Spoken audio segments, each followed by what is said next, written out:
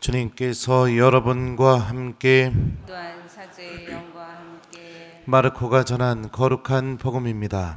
주님 영광 받으소서. 그때 예수님께서 고향으로 가셨는데 제자들도 그분을 따라갔다. 안식일이 되자 예수님께서는 회당에서 가르치기 시작하셨다. 많은 이가 듣고는 놀라서 이렇게 말하였다. 저 사람이 어디서 저 모든 것을 얻었을까? 저런 지혜를 어디서 받았을까? 그의 손에서 저런 기적들이 일어나다니. 저 사람은 목수의 목수로서 마리아의 아들이며 야고보, 요세, 유다, 시몬과 형제간이 아닌가? 그의 노이들도 우리와 함께 여기에 살고 있지 않는가? 그러면서 그들은 그분을 못마땅하게 여겼다. 그러자 예수님께서 그들에게 이르셨다. 예언자는 어디에서나 존경받지만 고향과 친척과 집안에서만은 존경받지 못한다. 그리하여 예수님께서는 그곳에서 몇몇 병자에게 손을 얹어서 병을 고쳐주시는 것밖에는 아무런 기적도 일으키실 수 없었다. 그리고 그들이 믿지 않는 것에 놀라셨다. 예수님께서는 여러 마을을 두루 돌아다니며 가르치셨다. 주님의 말씀입니다. 그리스도님 참여합니다.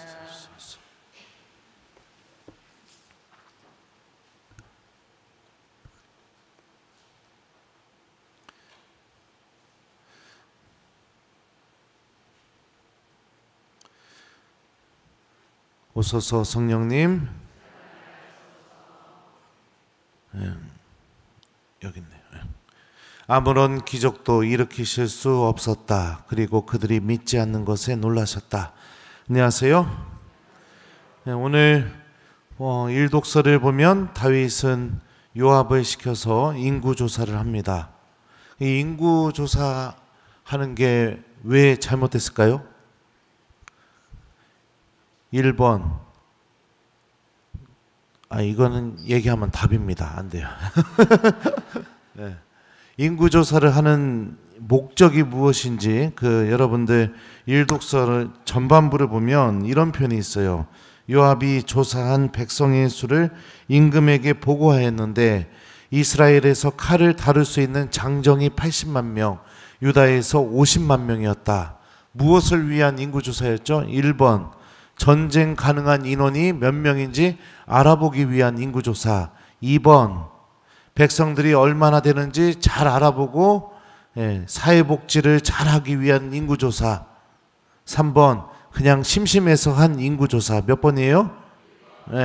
전쟁에서 가능한 병력이 어느 정도인지 알아보기 위한 인구조사였습니다. 다시 말하면 다윗은 자신이 어느 정도의 힘을 갖고 있는지를 알고 싶어 했던 거예요. 전쟁이 났을 때. 그런데 여러분들 구약 성경을 읽다 보면 하느님의 호칭 중에 이런 호칭이 있습니다. 만군의 주님이라는 호칭이 있어요. 기억나세요? 특히 이 만군의 주님이라는 이 표현은 뭐냐면 전쟁에서 그 전쟁을 승리로 이끄시는 주권이 누구에게 달려있느냐? 바로 하느님께 달려있다는 신앙 고백입니다. 이스라엘은요, 이집트에서 탈출해서 광야 생활부터 시작해서 판관시대, 그리고 지금 오늘 일독서에 등장하는 다윗의 오기까지 수많은 전쟁을 겪었었습니다. 그러면서 그 전쟁을 수천 번, 수만 번 겪으면서 이스라엘이 깨닫게 됐던 하나의 명확한 진리가 뭐냐면 전쟁에서의 승리는 무기를 통해서 아니면 병력을 통해서 어떤 장수의 능력을 통해서 승리가 오는 것이 아니라 하느님께 대한 믿음을 통해서 그 승리가 온다는 것을 자신들의 그 전쟁의 역사를 통해서 명확하게 알게 돼요. 그래서 하느님을 부를 때 뭐라고 부르냐? 만군의 주님이라고 이렇게 부릅니다. 이 표현 굉장히 구약 성경에 자주 나오는 표현입니다. 다윗은 더군다나 장수 출신이었죠. 장수 출신이었으면 그 아기 때 골리앗을 쓰러뜨리는 그 순간부터 시작해서 오늘 일독서에 등장하는 이 장면까지 얼마나 수많은 전쟁을 치렀겠습니까? 그죠? 처음에 골리앗을 쓰러뜨릴 때 다윗이 뭐라고 했어요? 너는 총과 총이 아니죠? 큰일 날 뻔했네. 칼과 방패를 들고 나왔지만 나는 만군의 주님을 무기로 들고 나왔다, 이렇게 다윗이 이야기해요. 그죠? 그리고 그 돌멩이로 그냥 돌려가지고 딱 던져서 말도 안 되는 걸로 통해서 승리하게 됩니다. 이게 뭐를 얘기하느냐?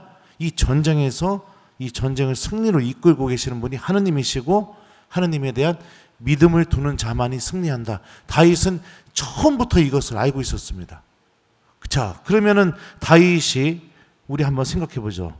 이 하느님이 어떤 분이신지를 명확하게 알고 있었다면 1번 인구조사를 할 필요가 없었다. 2번 그럼에도 불구하고 인구조사를 해야 했다. 몇 번이에요? 네. 그러니까 다윗은 지금 무엇을 하고 있느냐? 하느님께 대한 믿음이 완전히 흔들린 모습을 보여주고 있는 겁니다. 하느님을 신뢰하지 않는 죄. 그죠? 그리고 자신의 능력과 힘만으로 모든 것을 해결할 수 있다는 교만. 이게 바로 여러분들 오늘 일독서에서 다윗의 마음 안에 담겨져 있었던 것이에요. 자, 다윗이 여러분들 이런 마음을 갖고 있음에도 불구하고 다윗이 갖고 있었던 아주 좋은 장점은 무엇이냐면, 그는 자신이 하느님 앞에서 잘못된 것을 알게 되었을 때 깨끗하게 인정하고 하느님께 용서와 자비를 청할 줄 아는 믿음도 함께 갖고 있었습니다. 그 모습이 오늘 일독서에서도 그대로 드러나요. 인구조사 하자마자 어떻게 해요? 양심의 가책을 느껴서 주님께 이렇게 말씀드렸다고 하죠. 제가 이런 짓으로 큰 죄를 지었습니다. 그러나 주님, 이제 당신 종의 죄악을 없애주십시오. 제가 참으로 어리석은 일을 저질렀습니다. 자, 이 고백과 함께 다윗은 자신이 하느님 앞에서 죄를 저질렀다는 것을 인정하게 되죠. 이 모습이 바로 우리가 오늘 마음속에 좀 간직하고 기억해야 될 모습이라고 생각합니다.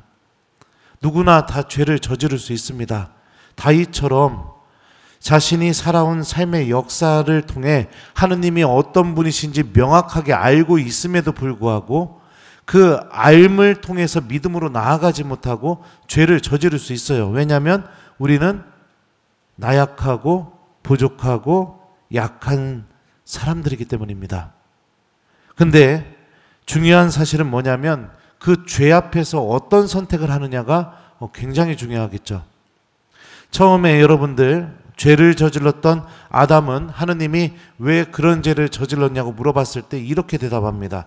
당신께서 저와 함께 살라고 주신 여자가 그 나무 열매를 저에게 주었기에 제가 먹었습니다. 자, 이게 여러분들 자신의 죄를 인정하는 모습일까요?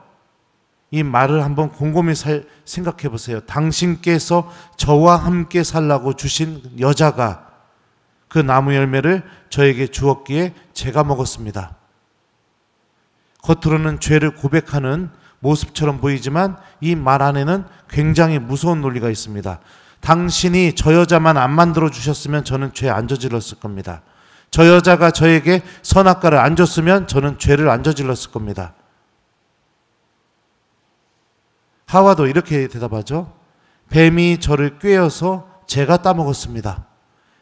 뱀이 저를 꼬시지만 않았다면 저는 먹지 않았을 겁니다. 하느님, 당신께서 뱀을 창조하지 않으셨으면 저는 이 죄를 저지르지 않았을 것입니다. 이런 무서운 논리가 있습니다. 이 논리가 고해소에서 몇천 번 반복되고 있습니다. 신부님, 가족들이 놀러와서 어쩔 수 없이 주일미사 빠졌습니다. 그죠? 네. 남편이 속상하게 만들어서 어쩔 수 없이 이런 죄를 저질렀습니다. 그러니까 끊임없이 하나님 앞에서 정확하게 자신의 죄를 인정하지 않고 있어요. 자, 한번 다윗이 한 말과 아담이 한 말을 여러분들 비교해서 들려드릴게요. 제일 먼저 다윗이 한 말입니다. 제가 바로 죄를 지었습니다. 제가 못된 짓을 하였습니다. 다윗은 이렇게 말합니다. 자, 아담은 어떻게 얘기하나요? 당신께서 저와 함께 살라고 주신 여자가 그 나무 열매를 저에게 주기에 제가 먹었습니다. 자, 여러분들 한번 생각해 보죠. 1번 다윗과 아담의 말은 똑같다. 2번 차이가 난다. 몇 번이에요? 네, 차이가 나죠. 차이가 납니다. 다윗은 이미 밧세바를 범하게 되면서 하느님께 용서를 청했고 주님께 진실되게 죄를 인정하고 용서를 청하게 될 때 하느님께서 자비를 베풀어 주신다는 것을 알고 있었습니다. 그리고 그 알미 자신이 가장 그 바닥으로 내려갔을 때 그 알미 믿음의 내용이 돼서 그를 그대로 움직이게 만들었습니다. 하느님께 내 죄를 미화시킬 필요도 없고 내가 왜 이 죄를 저질렀는지를 설득할 필요도 없고 핑계를 댈 필요도 없고 하느님 앞에서 가장 필요한 것은 내가 이 죄를 저질렀다는 사실을 깨끗하게 인정하고 하느님의 자비와 은총이 없으면 내 존재가 아무리 왕이더라도 얼마나 형편없는 존재인지 그거를 하느님 앞에서 인정하고 한 명의 신앙인으로서 주님께 자비를 청해야 된다는 거. 그 자신이 갖고 있던 그 알미 그렇게 하느님 앞에서 행동하게 만들었고 그 믿음의 내용에 대해서 그를 움직이게 만들었죠. 여러분들 이게 참된 알미고 이게 우리에게 구원을 가져다주는 신앙의 지식이고 이게 우리를 하느님께로 더 가까이 가게 만들어주는 믿음의 내용인 겁니다. 하느님에 대한 알미 우리 안에서 이런 힘을 드러내야 돼요. 자다 보니 미사 빠졌습니다. 예. 깜빡해서 미사 빠졌습니다. 나를 막 설득을 해요. 왜 나를 설득을 해요? 나 미치겠어요. 아주 왜? 예. 그냥 신부님 저 이 죄를 저지를 수밖에 없었습니다 하면서 저를 막 설득을 하고 있습니다. 그럴 필요 없다는 겁니다. 어떤 분은 저한테 뭘 물어봐요. 이걸 해야 됩니까? 말아야 됩니까? 나도 몰라요. 나도 그걸 해야 될지 말아야 될지. 내가 어떻게 합니까? 네. 하느님이 어떤 분이신지 우리가 말씀을 통해서 알을 소유하게 되었다면 여러분들 그 알에 믿음을 두고 그대로 실천하십시오. 이게 여러분들 구원을 얻는 신앙인의 모습인 거죠. 오늘 복음을 보면 예수님의 고향 사람들은 예수님이 어떤 분인지 잘 알고 있었어요. 저 사람이 어디에서 저 모든 것을 얻었을까? 저런 지혜를 어디에서 받았을까? 그의 손에서 저런 기적들이 일어나다니 저 사람은 목수로서 마리아의 아들이며 야고보, 요세, 유다, 시몬과 형제간이 아닌가? 그의 누이들도 우리와 함께 여기 살고 있지 않은가? 그런데 예수님에 대한 알미 어떻게 되느냐? 복음에 보면 이렇게 표현하고 있습니다. 그러면서 그분을 못마땅하게 여겼다. 예수님 안에서 기적의 힘이 드러난다는 것도 명확하게 알고 있었어요. 근데 어떻게 돼요? 예수님에 대한 알미, 그 기적을 통해서 하느님이 우리와 함께 계시다는 것을 보지 못하게 만들고 오히려 내 믿음에 방해가 되고 예수님을 믿지 못하게 만들고 그분을 못마땅하게 여기게 되는 거죠. 다시 말하면 그 알미 하느님과 깊은 관계를 맺지 못하게 만드는 그런 일들이 벌어지게 됩니다. 많은 교우들 수많은 강론을 듣습니다. 수천 번 수만 번 하느님 말씀을 미사 때 들어요. 좋은 교육이란 교육은 다 가요. 근데 중요한 건 뭐냐면 그렇게 해서 얻어진 그 알미 내 믿음에 변화를 줄 수 있어야 된다는 겁니다. 그러지 않고 그 암만 소유하려는 그런 마음만 갖고 있다 보면 자칫 잘못하면 오늘 복음에 나오는 예수님 고향 사람들처럼 하느님에 대해서 너무나 잘 알고 있는데 언제나 하느님께 못마땅한 신앙인, 언제나 하느님께 믿음을 주지 못하는 신앙인, 언제나 내 행동은 하느님과의 관계에서 믿음이 나를 움직이는 것이 단 하나도 없게 만드는 그런 신앙인, 자칫 잘못하면 그렇게 될 수가 있다는 겁니다. 그리고 그렇게 살아가는 이들 안에서는 하느님께서도 그 어떤 기적도 은총도 일으키실 수가 없다는 게 오늘 복음에서 그대로 드러나죠. 그리하여 예수님께서는 그곳에서 몇몇 병자에게 손을 얹어서 병을 고쳐주시는 것밖에는 아무런 기적도 일으키실 수 없었다. 그리고 그들이 믿지 않는 것에 놀라셨다. 우리들도 여러분들 하느님이 어떤 분이신지 잘 알고 있습니다. 그렇다면 그 알미 우리들의 믿음의 내용이 되었으면 좋겠습니다. 오늘 일독서 같은 경우 아주 고해성사 때 우리가 어떻게 죄를 고백해야 되는지 좋은 모범을 보여주고 있죠.